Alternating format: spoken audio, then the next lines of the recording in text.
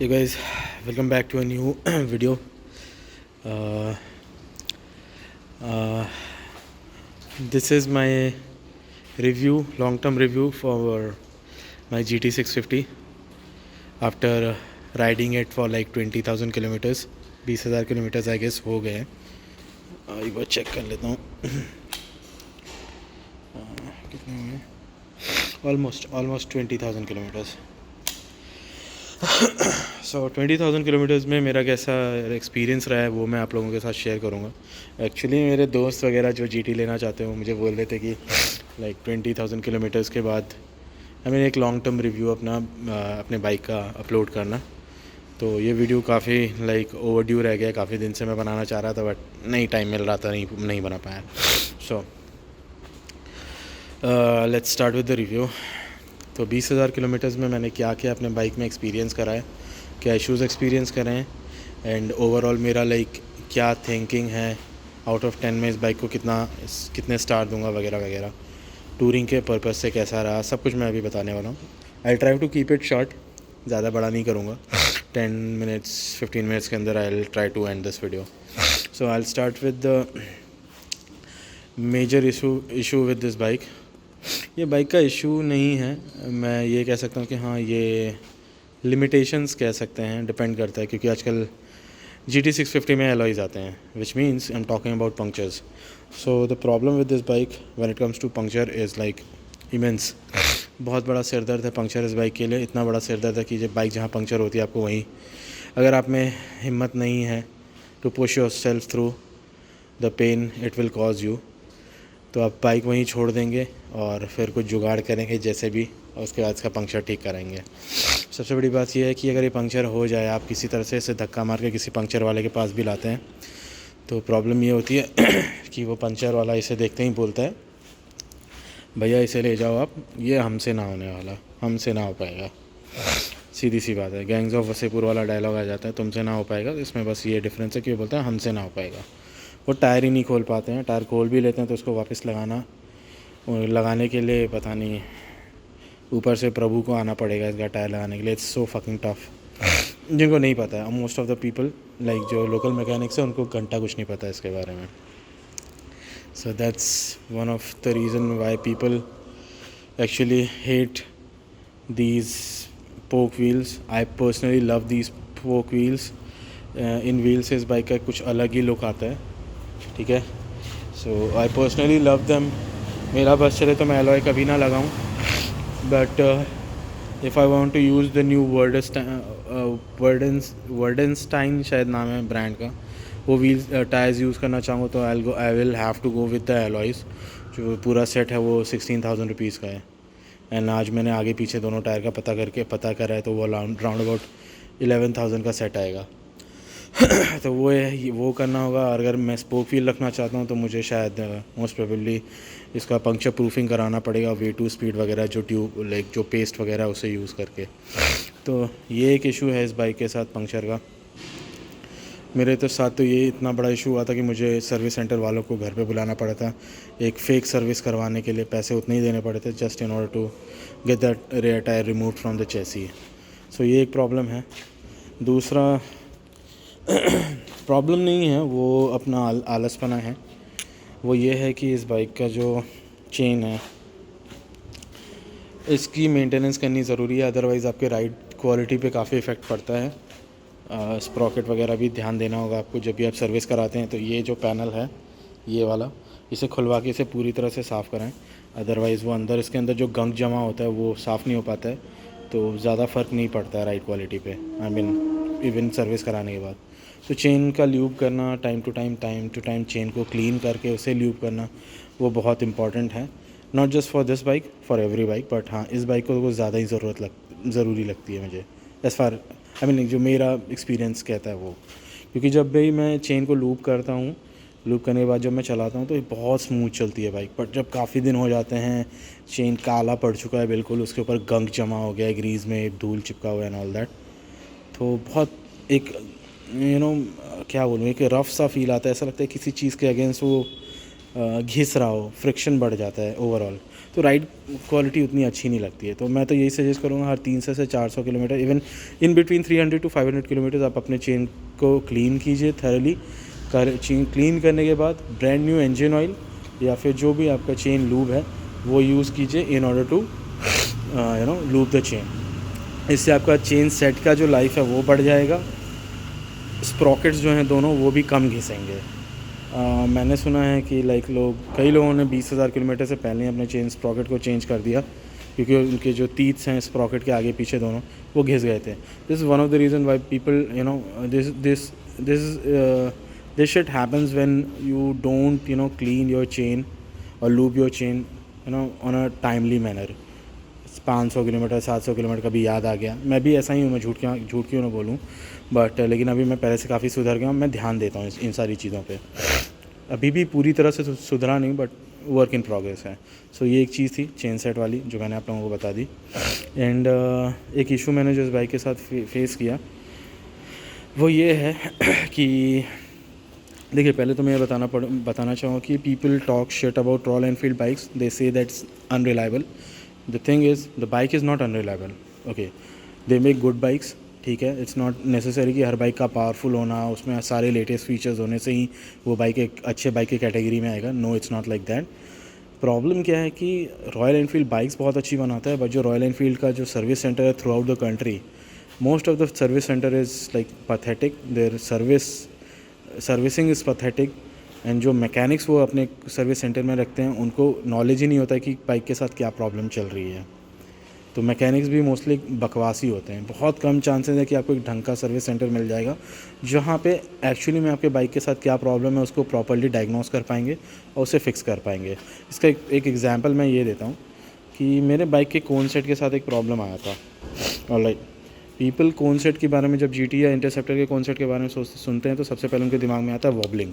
Okay, first of all wobbling जो होने का इशू है, मुझे नहीं लगता है वो उसका मेजर रीज़न जहाँ तक मुझे लगता है बाल टायर्स हैं, पूरे तरह से घिसे हुए टायर्स, और शायद पिरेली भी शायद वो रीज़न था आई गेस, क्योंकि मैंने कई लोगों को देखा जो वो पिरेली से जूम क्रूज़ या MRF पे उन्होंने स्विच किया तो उनका वॉबलिंग का इशू ख़त्म हो गया। मे बी और भी रीज़न हो सकता है, बेयरिंग ख़राब हो जाना कोन सेट का, या फिर जंग लग जाना, ये सब भी रीज़न हो सकते हैं। तो खैर मेरा इशू कुछ अलग ही था।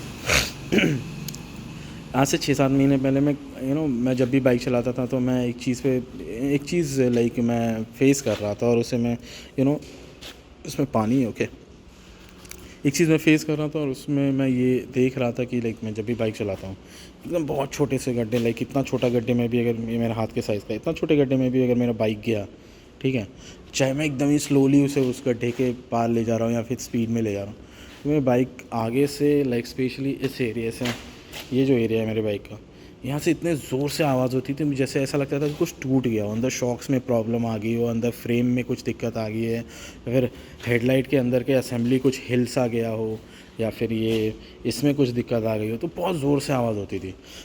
तो ये काफ़ी दिन से मैं फेस कर रहा था। तो मैं 2-3 बार सर्विस सेंटर भी गया, एंड कई बार 1-2 बार तो सर्विसिंग के लिए गया, तब भी मैंने लोगों को बोला, 2-3 अलग अलग जगह गया, तो वहाँ पे मैंने बोला ऐसा ऐसा मेरा प्रॉब्लम आता है, बाइक पता नहीं बहुत ज़ोर से आवाज़ करती है। वो मुझे बोलते हैं कि ये नॉर्मल है, ऐसा आवाज़ आता ही है, तो ये इसमें डरने वाली कोई बात नहीं, ये नॉर्मल चीज़ है। अब मैं भी 2-3 जगह जा चुका था तो मुझे भी लगा कि हो सकता है नॉर्मल है, बट जब भी मैं उस चीज़ को एक्सपीरियंस करता था या सुनता था तो मुझे ऐसा लगता था पता नहीं यार क्या बकवास है, बहुत गंदा साउंड होता था वो, लेकिन बाइक चलाने की वाइब चली जाती थी बिल्कुल ही। तो फिर हुआ एक दिन ये कि मैं ऐसे ही दिल्ली आउटस्कर्ट्स में मैं बाइक चला रहा था, छुट्टी का दिन था, तो I was enjoying my ride. But मैंने एक चीज़ देखा कि मेरे ABS का जो लाइट है वो लगातार ऑन है, वो बंद नहीं हो रहा है। तो आई थॉट ABS चल ना रहा हो, तो मैं वहीं पे घुमा के बाइक वापस आने लगा। तो मुझे एक नया शोरूम रॉयल एनफील्ड का खुला था, तो वो मैंने देख लिया, और उस रॉयल एनफील्ड के शोरूम के जस्ट पीछे उनका सर्विस सेंटर था। तो मैं वहाँ अपनी GT को लेके चला गया, एंड कमाल की बात ये थी कि ये पहली GT थी जो वहाँ पे पहली बार गई थी किसी इशू के साथ। उनसे पहले उस सर्विस सेंटर में कोई GT या इंटरसेप्टर नहीं आई थी। तो मैं आया तो वो काफ़ी अच्छे से मुझे ट्रीट कर रहे थे, एंड मैंने बताया ऐसा ऐसा ABS का इशू है।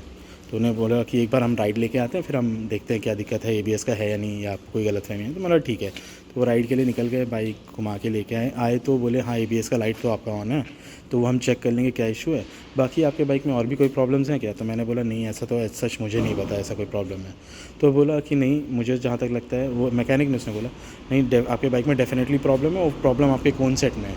तो मैंने बोला आपको ऐसा क्यों लग रहा है। तो बोला आपकी बाइक छोटे छोटे गड्ढे में भी जाने से बहुत ज़ोर से आवाज़ कर रही है जो बिल्कुल नहीं होनी चाहिए। मैंने बोला ये चीज़ तो मैं 3-4 शो लाइक सर्विस सेंटर में दिखा चुका हूँ and they told me that this is very normal, इससे कुछ फ़र्क नहीं पड़ता है। तो उन्होंने मुझे बोला ऐसा कुछ भी नहीं है, सिर्फ बकवास है, आपके बाइक का या तो कौन सेट ख़राब हो गया है, या तो उसकी बेयरिंग टूट गई है, या फिर इसमें कोई और प्रॉब्लम है। तो मैंने बोला अगर उसे रिप्लेस करना हो तो कितना खर्चा आएगा। तो उन्होंने बोला 4-4.5 हज़ार का इंक्लूडिंग लेबर खर्चा आएगा। ये सुन के तो मेरी हालत ख़राब हुई, क्योंकि आई एम नॉट अ रिच गाय, ठीक है, I am a very ultra very ultra middle class guy. मेरे लिए 4,000 रुपये बहुत मायने रखते हैं, तो उस समय मेरे पास थे भी नहीं। तो फिर मैंने बोला आप रहने दीजिए, अभी मेरे पास इतने पैसे नहीं है and I can't afford it, मैं देख लूँगा बाद में कभी। तो वो इतने अच्छे थे वहाँ के लोग, उन्होंने बोला कि आप ऐसा कीजिए, हम आपसे कोई लेबर नहीं लेंगे, हम एक बार देख लेते हैं आपके बाइक के साथ क्या प्रॉब्लम है, अगर रिप्लेस करना होगा तो आप बाद में आके कभी भी करवा लीजिएगा जब आपके पास आपको लगेगा सही है, रिप्लेस कराने के लिए आपके पास पैसे हैं। अदरवाइज़ अगर ग्रीजिंग होगी तो ग्रीजिंग सस्ते में हम आपके लिए कर देंगे, और अगर कोई प्रॉब्लम हो वो भी हमें पता चल जाए, लेकिन हम लेबर चार्ज आपसे नहीं लेंगे, कुछ नहीं निकला तो हम आपसे कोई चार्ज नहीं लेंगे। मैंने बोला ठीक है सर आप कर दो। तो उन्होंने मेरा शॉक्स वगैरह सब खोला, टी ये निकाला, ये टी वगैरह सब कुछ पूरी तरह से इसको निकाला। फिर जब इन्होंने कॉन्सेट निकाला तो उसमें ऑब्वियसली उन्होंने देखा कि पानी के कारण उसमें जंग लग गया था, क्योंकि मेरी बाइक आउट ऑफ वारंटी हो गई थी, तो उसके कारण वो रिप्लेस नहीं कर पाए। बोले कि वो आपकी out of warranty, otherwise free of cost ही हो जाता है रिप्लेस।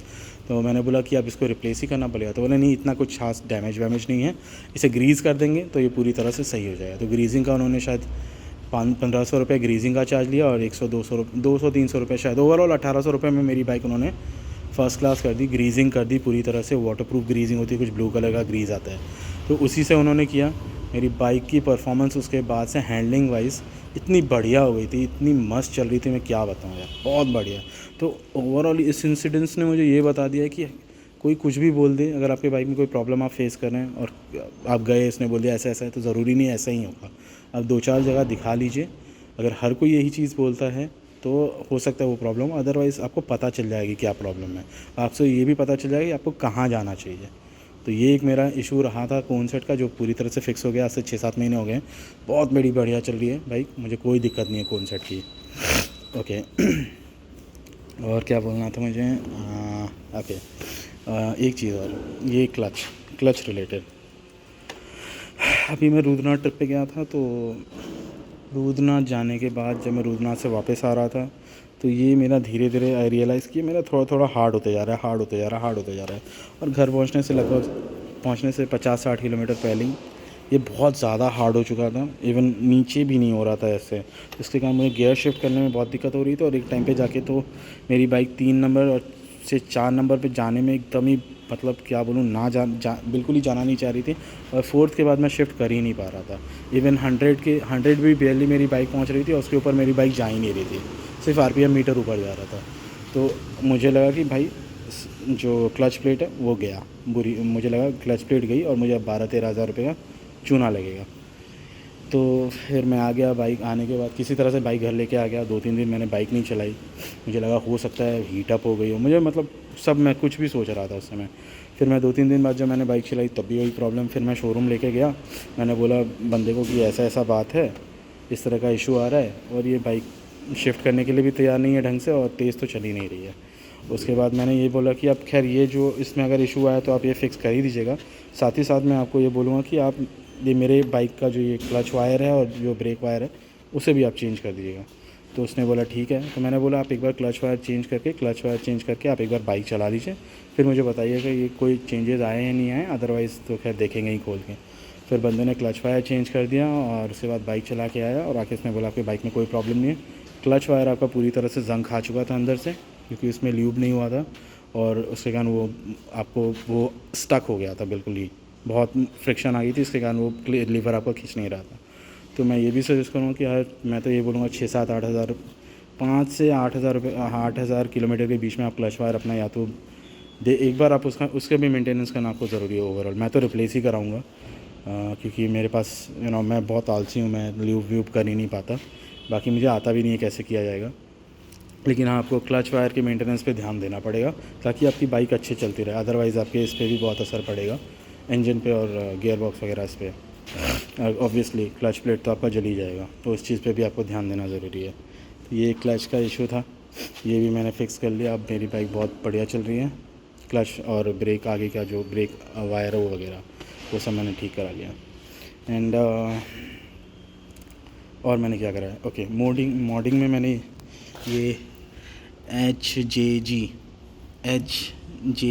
जी का मैंने ये लगाया था टूर से पहले, और ये बहुत बढ़िया चलता है, कमाल का परफॉर्मेंस है। इसे मैं सिर्फ हाईवे पे यूज़ करता हूँ, सिटी राइड्स में मैं बिल्कुल भी यूज़ नहीं करता क्योंकि चालान आपका कट सकता है। ये एडजस्टेबल है, देख रहे हैं आप, ये थोड़ा ढीला है, मैंने ढीला ही रखा हुआ है ताकि एडजस्ट करने में दिक्कत ना हो। तो एडजस्टेबल है, बढ़िया है, बहुत बढ़िया परफॉर्मेंस है इनका। ये कहने के लिए तो जाना का लेग गार्ड जैसा है, बट ये जाना का नहीं है। जाना कहते हैं कि वो मैन्युफैक्चर करते हैं, बट मुझे नहीं लगता है जाना कोई मैन्युफैक्चर करता है। ये सारे ब्रांड का एक ही इंसान है जो मैन्युफैक्चर करता है, उसे ब्रांडिंग अलग से लगा के दे देता है। तो मेरा तो जाना का भी नहीं है, फिर भी एकदम फुल टफ एंड रफ है, बहुत बढ़िया है, पूरे बाइक का वेट आराम से उठा लेता है। ये मैंने करोल बाग से ही लिया है for like 2000 rupees I guess, हाँ 2000 रुपीज़ में स्लाइडर्स वगैरह सब कुछ है वही जाना जैसे। It's exactly same, powder coating, बहुत बढ़िया फिनिश है। हाँ तो ये एक मैंने छोटा सा मॉड कराया था। और ये मॉड से रिलेटेड एक और चीज़ मैं बता दूँ, कई लोग ऑक्सिलरी लैंप लेते हैं, वो यहाँ लगा देंगे इसके नीचे या इसके ऊपर, ठीक है। ये आप लगाएंगे तो मैं आपको पहले ही बता देता हूँ, ये इलीगल मॉड है, ये इस जगह नहीं लगनी चाहिए। आपको यहाँ नहीं लगाना है, यहाँ नहीं लगाना है, यहाँ नहीं लगाना है, यहाँ कहीं पे भी नहीं लगाना है। आपका ऑक्सिलरी लैंप जो है ना, वो कम से कम आपके मडगार्ड या मडगार्ड के नीचे होना चाहिए, ये रूल है। इतना तो मुझे पता है, ये रूल नहीं भी है, लेकिन इतना मुझे पता है इसके ऊपर आप लगाएं तो 100% आपको चालान कटने के चांसेस रहेंगे। मतलब चालान वो काट सकते हैं, इस बात पे आप उनको रोक नहीं पाएंगे ओवरऑल। तो आपका जो ऑक्सिलरी लैंप का पोजिशनिंग जो होनी चाहिए, वो या तो मडगार्ड या मडगार्ड के नीचे होनी चाहिए, ताकि आपको उसका प्रॉपर यूज़ भी मिल पाए। अदरवाइज़ आपका हेडलाइट बिल्कुल यूज़लेस हो जाएगा सामने से, अगर आप अपना ऑक्सिलरी लैंप यूज़ करेंगे तो हेडलाइट का परफॉर्मेंस आपका आएगा ही नहीं। और वैसे भी इसका हेडलाइट एकदम बकवास है। तो this is something I wanted to share with you guys, क्योंकि ये चीज़ भी मुझे ही पता चली किसी पुलिस वाले से। तो एक ये चीज़ थी, और एक मैंने ये टूर से पहले ये लगवाया था कैरियर, 2000 रुपये में लगाया था, बट इसका 200 रुपये का भी वर्थ नहीं है, इस काफ़ी बकवास सा है। जिस दिन लगाया था उसके दूसरे दिन से इसमें जंग वगैरह लगना शुरू हो गया था, आई मीन नेक्स्ट डे से ही, लिटरली नेक्स्ट डे से। और ऑब्वियसली आने के बाद ये सब उखड़ सा गया है, तो इसे मैं जल्दी रिप्लेस कर दूँगा, नेक्स्ट टूर से पहले से पक्का रिप्लेस कर दूँगा। तो मैं नहीं सजेस्ट करूँगा कि आप ऐसा कुछ भी लीजिए, बढ़िया क्वालिटी का लीजिए, पाउडर कोटेड अच्छा लेना है, अच्छा लीजिए पाउडर कोटेड। मैं बोलूँगा किसी बढ़िया ब्रांड का लें, ताकि हो सकता है थोड़ा एक्सपेंसिव पड़े, बट वो आपका इस तरह से 1 से 2 महीने में बर्बाद नहीं हो जाएगा। तो एक ये बकवास चीज़ मैंने लगाई है, तो इसे मैं हटाना है। एक मुझे ये सारी गार्ड भी हटानी है, बहुत बड़ा सर दर्द है, ये one of the reason why I am not able to clean my chain time to time, इसी कारण मुझे आलस आ जाता है। और दूसरा डबल स्टैंड भी नहीं है, बट हाँ डबल स्टैंड होता है तो भी इसके कारण मुझे बहुत दिक्कत होती है। तो एक ये बकवास चीज़ है। थोड़ा फिट एंड फिनिश का भी इशू है इस बाइक के साथ, वो ये है कि अब जैसे ये एरिया है, पता नहीं आपको दिख रहा होगा या नहीं दिख रहा होगा, यहाँ से थोड़ा फोकस करूँ, हाँ ये जो देख रहे हैं आप, पेंट उखड़ गया है यहाँ का, पता नहीं क्यों उखड़ गया है, नो आइडिया, बट यहाँ से पेंट निकलते जा रहा है। और जो एलॉय है या जो भी है, ये जिस मटेरियल का बना हुआ है, जिस भी मेटल का है, वो काफ़ी एक्सपोज हो चुका है। यहाँ पे शायद मेरे ख्याल से एक रबड़ का कवर होता है, बट मेरा किसने निकाल दिया, नो आइडिया। तो आई गेस यहाँ पे पानी, जब भी मैं धुलाता था बाइक, तो पानी यहाँ जमा हो जाता है, और हो सकता है उसी के कारण ये प्रॉब्लम आई है पेंट की यहाँ पे। और मेरे गेटर भी फट गए हैं, ये इस जगह मेरा गेटर हल्का सा फट गया है इधर, ये फोकस नहीं हो रहा, हाँ हो रहा है, ये देखिए आपको दिख रहा होगा, ये गेटर मेरा फट गया है यहाँ पे, तो इसे भी मुझे रिप्लेस कराना है। इस बाइक के साथ कोई भी चांस नहीं लेना चाहता, अगर कोई भी प्रॉब्लम मुझे दिखाई दे, मैं राइट अवे से फ़िक्स करवाना चाहूँगा, ताकि ज़्यादा ख़र्चा ना हो जाए। और अपने बाइक का ध्यान भी रखिए, क्योंकि कुछ कमाल के लोग होते हैं दुनिया में, जिन्हें दूसरे की चीज़ों को ख़राब करने में बहुत मज़ा आता है। ये एक प्राइम एग्जांपल है, किसी ने चाबी मार दी, पूरी कोशिश करी कि मार के इसमें छेद ही कर दूं, बट बिल्ड क्वालिटी अच्छी है इसलिए बच गई, बट हाँ ये नहीं बचा पाया मैं। अभी सोच रहा हूँ क्या करूँ इसके बारे में, बट क्योंकि टैंक चेंज करने जाऊँगा तो 14-15 हज़ार रुपये का टैंक है यार, और मुझे नहीं लगता इस छोटे से स्क्रैच के लिए मैं पूरा 15 हज़ार का टैंक चेंज करूँ, क्योंकि इसके ऊपर लेमिनेशन करा रखा है तो इसके अंदर जो टैंक है वो अभी भी मिंट कंडीशन में है। तो देखते हैं इसका क्या करते हैं, शायद कुछ स्टिकर वगैरह से कुछ मॉडलिंग करने का कोशिश करूँगा। तो ये तो हो गया इसकी फिट फिनिश की बात। और क्या है, ओके, एक चुतियापे की बात करनी है मुझे, जो यूट्यूबर्स लोगों ने काफ़ी फैला रखा है और उनके चक्कर में मैंने भी किया। मैंने 10,000 रुपये भी वेस्ट कर लिए उसमें।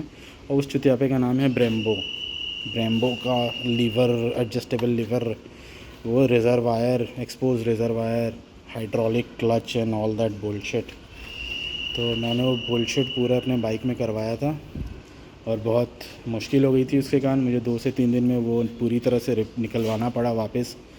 जो डिफ़ॉल्ट सेटिंग है वो चीज़, डिफ़ॉल्ट सेट जो है लिवर्स का और जो क्लच वायर वगैरह है सब कुछ लगाना पड़ा। तो वो उसका प्रॉब्लम ये है कि पहली बात तो ओरिजिनल होते नहीं है, फर्स्ट कॉपी सेकंड कॉपी भी नहीं होते, पता नहीं कौन सा कॉपी होता है, इसीलिए आपको लिवर सिर्फ 3,000 में मिल जाते हैं और हाइड्रोलिक क्लच के लिए जाएंगे तो 4,000 और एक्स्ट्रा। बेसिकली 8-8,500 हज़ार रुपये का पूरा सेट है और 1,000 रुपये आपसे ऊपर से वो लेबर चार्ज लेंगे यूज़ करने का। तो उसका एक्सपीरियंस मेरा बहुत ख़राब रहा है। इस बाइक के लिए तो बिल्कुल भी नहीं है। आपका एक्सीडेंट हो सकता है उसमें, गियर अटक सकते हैं, गियर शिफ्ट नहीं होगा, ठीक है, ब्रेक भी फेल हो सकता है क्योंकि रिज़र्वायर जो है वो ज़्यादातर लीक्स होते रहता है और वो रिज़र्वायर का जो ऑब्वियसली ब्रेक ऑयल है that can damage your paint and पता नहीं और क्या क्या डैमेज कर सकता है वो। तो वो मैंने करवाया था और उसके कारण मुझे बहुत दिक्कत हुई थी। इवन कराने के जस्ट बाद जब मैं निकला करोल बाग से, उसके बाद ही मैंने प्रॉब्लम फेस करना शुरू कर दिया था। तो मैं ये मोड के लिए बिल्कुल भी नहीं कहूँगा, कंप्लीट वेस्ट ऑफ मनी, एकदम ही वाहियात चीज़ है। If you want to upgrade your levers वगैरह, go for the original product. RCB का आता है, आरसीबी का आप अगर पूरा सेट लेने जाएंगे तो 25 से 27 हज़ार रुपये में पूरा सेट आ जाता है।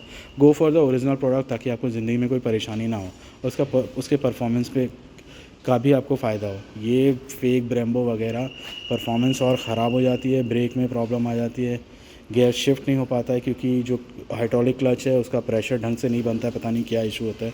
तो it can cause massive damage to your bike and I'll urge you guys to avoid that bullshit mod at any cost। एकदम ही वाहियात चीज़ है, बिल्कुल भी ज़रूरत नहीं है। मैं झेल चुका हूँ, पैसे बर्बाद कर चुका हूँ, इसीलिए आपको कह रहा हूँ आप इसमें अपना पैसा बिल्कुल ना बर्बाद करें। इट्स नॉट वर्थ इट, एकदम ही बकवास चीज़ है।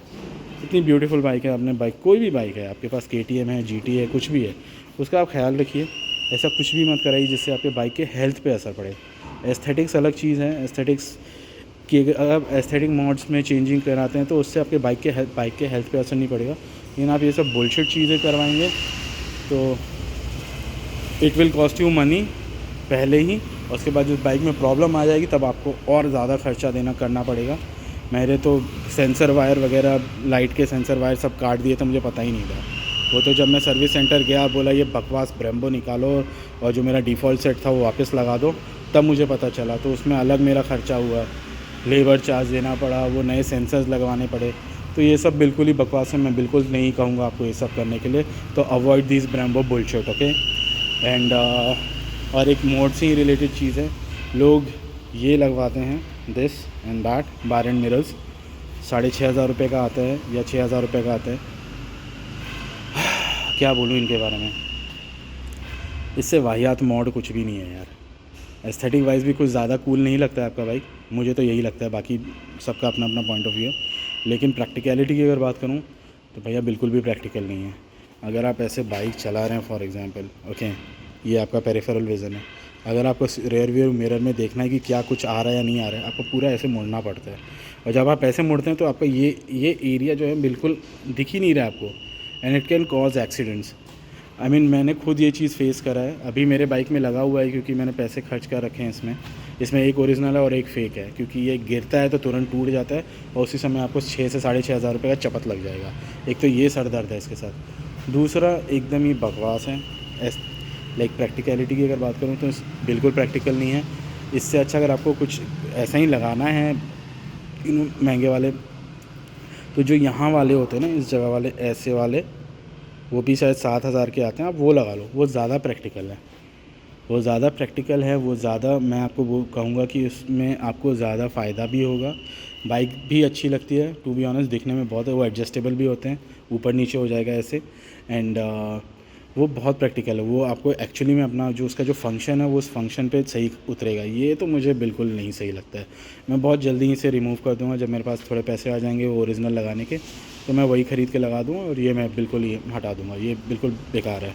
एक तो ये इतनी जल्दी टूटते हैं ना, उधर से कोई आएगा उधर से कोई आएगा वो ठोक के चला जाएगा, इधर से कोई आएगा ठोक के चला जाएगा, और बाई चांस बाइक गिर गई तब तो ये बिल्कुल ही ख़त्म, tata bye bye, goodbye, सीधी सी बात है, ये हो जाएगा इसके साथ। और आपको 6,000 से 7,000 रुपये और खर्चा आपका बर्बाद, पैसे बर्बाद।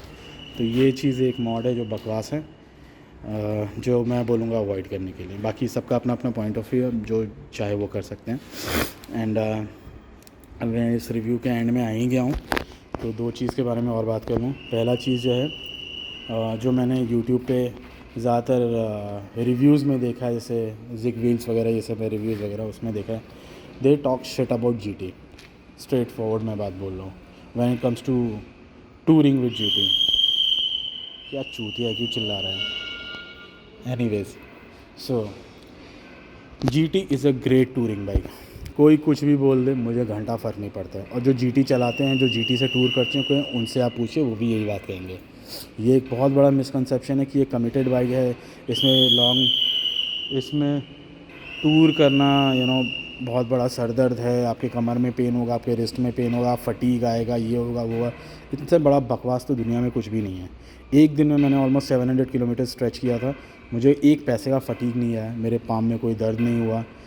अगर मैं फ्री चला रहा हूँ तो ट्रैफिक में थोड़ा बहुत असर पड़ता है पाम पे, क्योंकि आप बार बार क्लच और ब्रेक दबाते हैं, तो ऑब्वियसली उसमें आपको नॉर्मल बाइक में भी दर्द होगा। अपराइट पोजीशन में बैठे हुए बाइक भी होगा, उसमें भी आपको दर्द होता है, तो जीटी में भी होता है।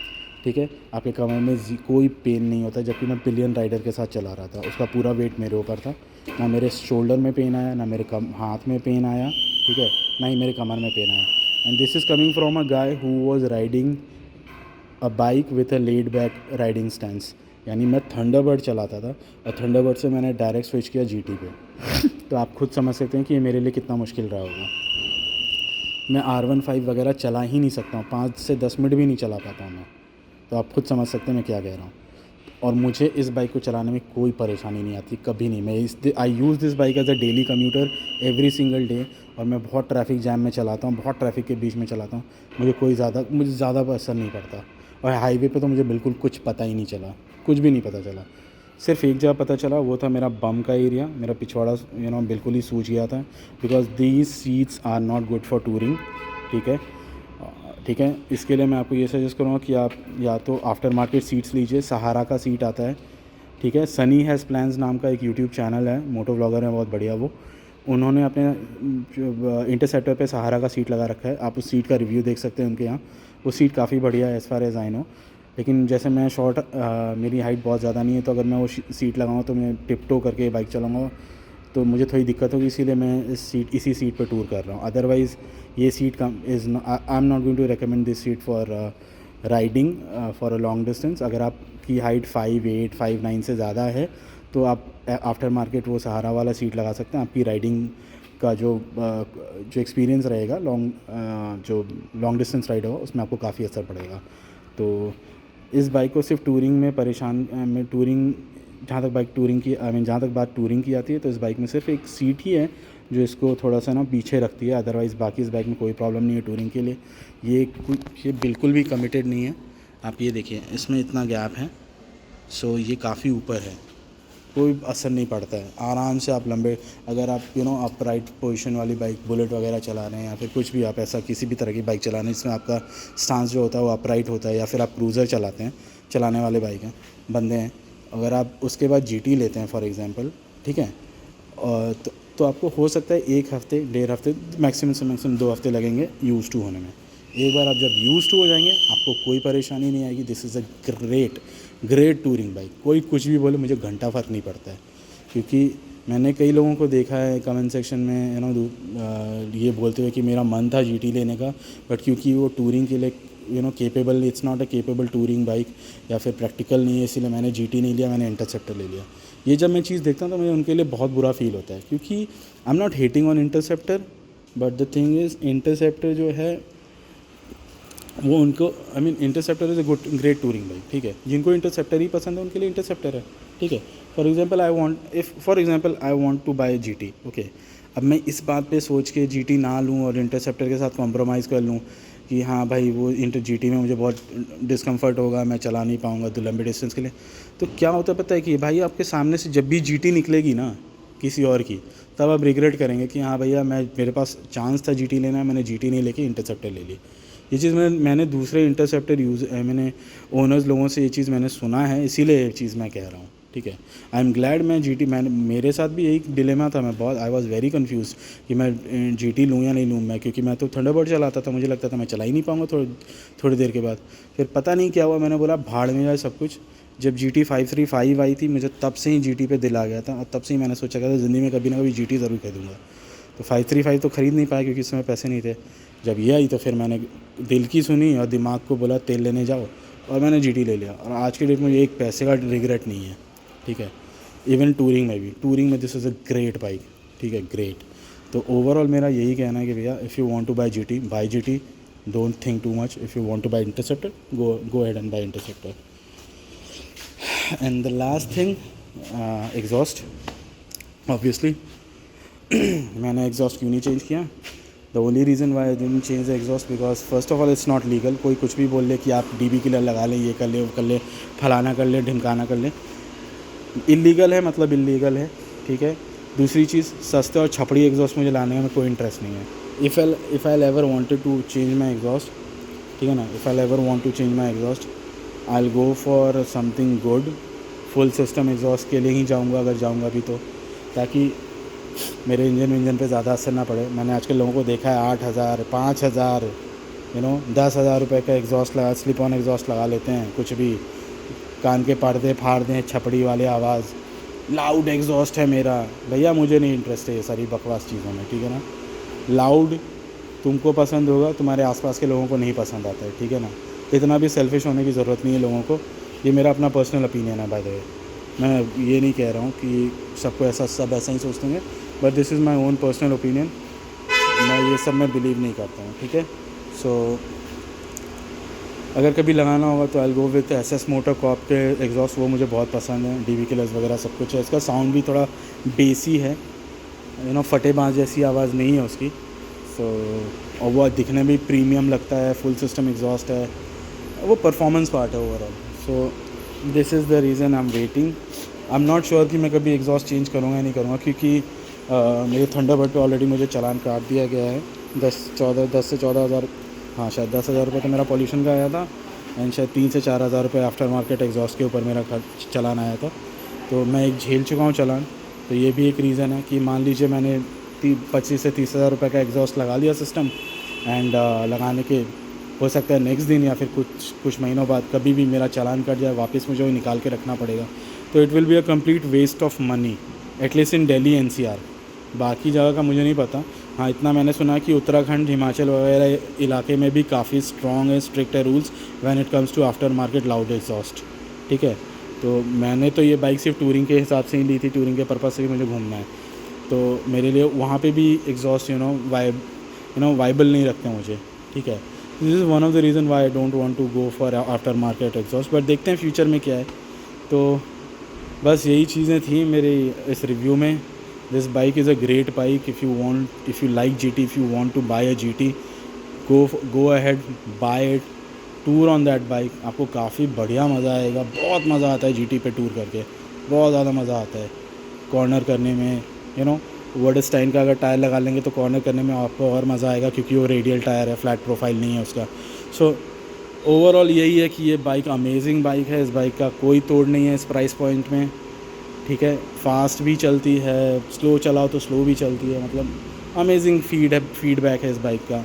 The engine is the heart of this engine is amazing. मैं क्या बोलूँ, the heart of bike, this engine is amazing, smooth as fuck. And बस और क्या कहें, इतनी तारीफ़ काफ़ी होगी। ओवरऑल मैं 9 आउट ऑफ 10 दूंगा इस बाइक को, क्योंकि थोड़ी मोड़ी प्रॉब्लम्स आती हैं इसमें, तो इसके लिए मैंने 1 पॉइंट कम कर दिया। बाकी 20,000 किलोमीटर्स में इस बाइक ने मुझे कोई मेजर हेडेक नहीं दिया, अपार्ट फ्रॉम दैट पोन सेट वाला प्रॉब्लम। और पंक्चर का तो खैर मुझे पता ही था कि ये बाइक पंक्चर होगी तो प्रॉब्लम मेरे लिए होगी, तो ये बाइक का ड्रॉबैक नहीं है, ये चीज़ मेरे पहले से पता थी। तो overall wait wise everything, this bike is 9 out of 10. I love this bike, not just because it's my bike. I love this bike because this bike deserves the love, all the love in the world. So this was my long-term review of GT650, 20,000 kilometers. So if you like the video and if you like the review, please like and subscribe. And अगर आपको आपका कोई issue है जो आपने इस bike के साथ फेस किया है तो कमेंट सेक्शन में आप ज़रूर शेयर कीजिए। अगर मेरे पास कोई आंसर होगा तो I share it with you guys. और अगर नहीं भी किया है, अगर आपने कोई भी इशू फेस किया, हो सकता है वो मैंने नहीं फेस किया हो, तो उसके लिए मैं तैयार हो जाऊँगा। So thank you for watching the video guys, have a nice day, enjoy.